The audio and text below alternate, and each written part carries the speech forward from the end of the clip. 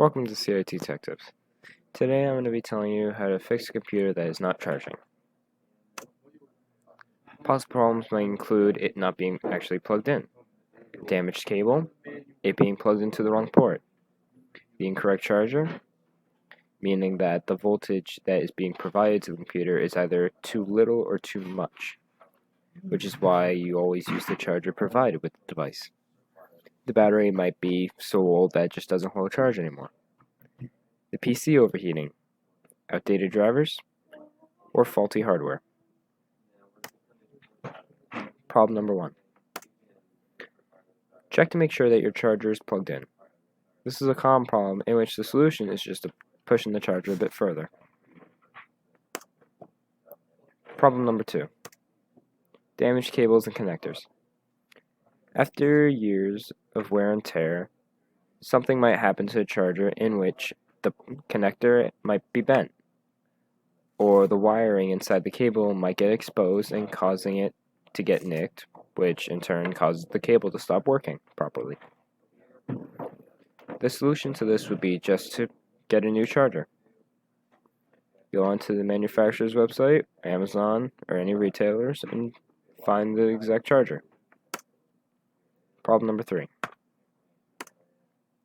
Using the incorrect port. Some computers today use USB-C, which can be both used to charge a computer, but also for data transfer. If it has a battery next to the port, then it's most likely used for charging.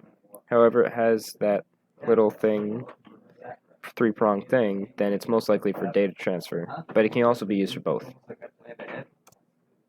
Problem number 4. Using an incorrect charger. Chargers that come with a device usually output the voltage the computer needs.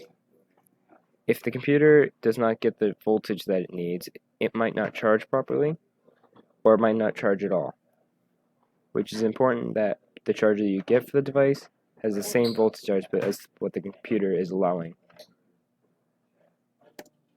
Problem number 5. Having a broken battery. Sometimes, if a computer is old enough, the battery will just no longer hold a charge. To replace the battery, all you have to do is check the back. If there are switches holding it in, which you can see at the top, if you pull or push on the switches and then lift the battery up, you should be able to find its serial number. Use that serial number to order a replacement battery. And then just put the new battery right back in and you're all set. However, if it's inside the computer, you're going to unscrew all the screws and take the back panel off. From there, you're going to find the battery, which is usually a black rectangular looking box. It's going to be plugged into the motherboard, so all you have to do is unplug it from the motherboard, and then you're going to find the serial number. From there, you order the replacement battery and just put it in exactly as you took it out. You plug it back into the motherboard, you put it right back, you seat it right back into where the battery was, and then you put the back panel back on, and then you screw in all the screws, and then the computer should now be able to hold the charge. Problem number 6. Overheating. Sometimes after extended use of computers, it just might overheat. To fix this, all you have to do is just let the computer just cool down and don't use it. And then once it eventually cools down, it should start charging again. Cooling it down from overheating too fast might cause internal components to be damaged. Problem number 7. Outdated drivers. Sometimes a Windows update can cause drivers to become outdated and no longer work. If it's an update, you can go into the Update and Security tab and select the optional updates and then find the driver updates. From there, you install the drivers and see if one of them is the correct one.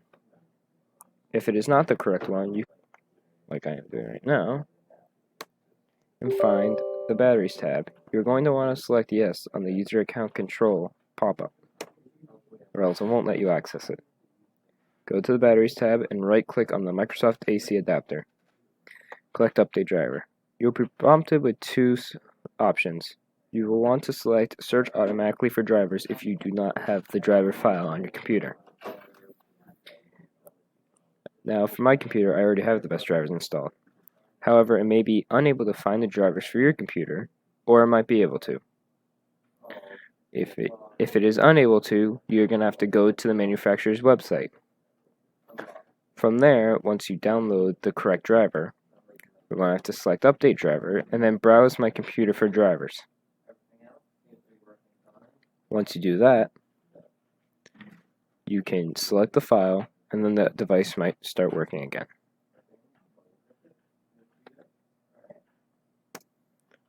Problem number 8. Faulty hardware. Faulty motherboards, damaged charging circuits, and malfunctioning battery sensors can all lead to the computer to stop charging. The solution for this is you might want to go and get a professional to either replace or repair the damaged hardware.